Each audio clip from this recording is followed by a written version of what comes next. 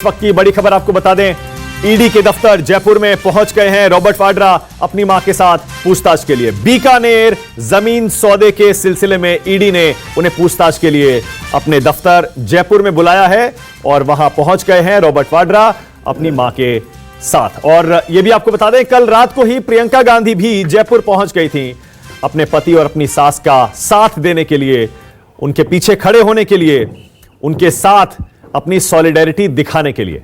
आज सुबह प्रियंका गांधी लखनऊ लौट रही हैं, लेकिन यह देखिए, ऐसा लगता है रॉबर्ट वाड्रा अपनी सुपर बाइक पर पहुंचे हैं। यह कल की तस्वीरें हैं, माफ करिए, कल की तस्वीरें हैं जब रॉबर्ट वाड्रा बाइक पर सवारी करने के लिए निकले थे। और आज वो ईडी के दफ्तर पहुंच गए जयपुर। केजे श्रीवत्सन हमारे साथ जुड़ गए जयपुर से। श्रीवत्सन, क्या रॉबर्ट वाड्रा और उनकी मां दोनों पहुंच गए हैं?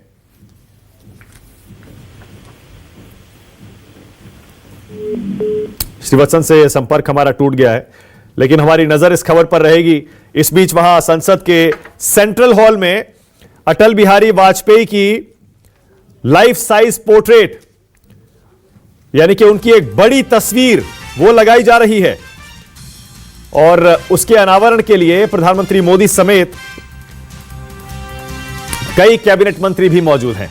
वहां भी आपको ले चलेंगे, लेकिन फिलहाल ये तस्वीरें आपके सामने हैं।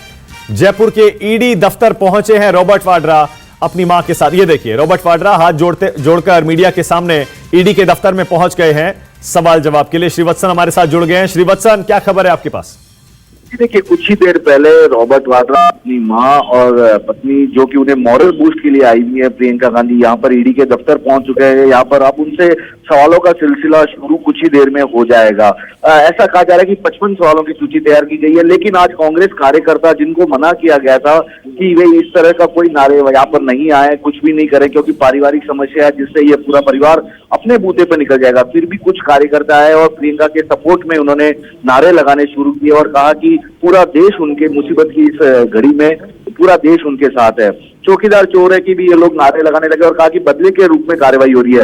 लेकिन रॉबर्ट वाड्रा की जहां तक बात की जाए, कल दोपहर को यहाँ आए थे, उसके बाद उन्होंने स्थानीय वकीलों से बातचीत की, पूरी स्थिति का उन्होंने जायजा लिया है। उनके साथ यहाँ के जो लोकल वकील है वे भी हैं, यानी कि होमवर्क खुद रॉबर्ट वाड्रा ने भी किया है कि किस तरह के सवाल उनसे पूछे जा सकते हैं और किस तरह का जवाब उन्हें देना है। तो एक तरह से अब प्रक्रिया कुछ ही देर में शुरू होने वाली है और प्रियंका गांधी भी उन्हें दफ्तर छोड़कर कुछ ही देर में यहाँ से निकल जाएगी, क्योंकि उनका राजनीतिक कार्यक्रम है यूपी में। आज काफी जगह कार्यकर्ताओं से मिलना है, कार्यकर्ताओं के साथ बातचीत करना है, क्योंकि वे उत्तर प्रदेश लोकसभा चुनाव के लिए प्रभारी भी बनाई गई हैं।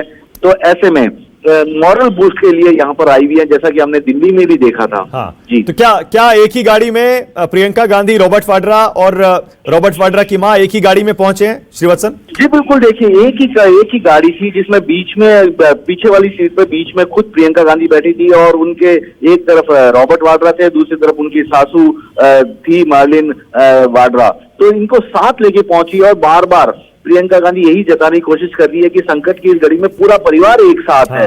तो ऐसे में मिलजुल कर ही समस्या का समाधान होगा।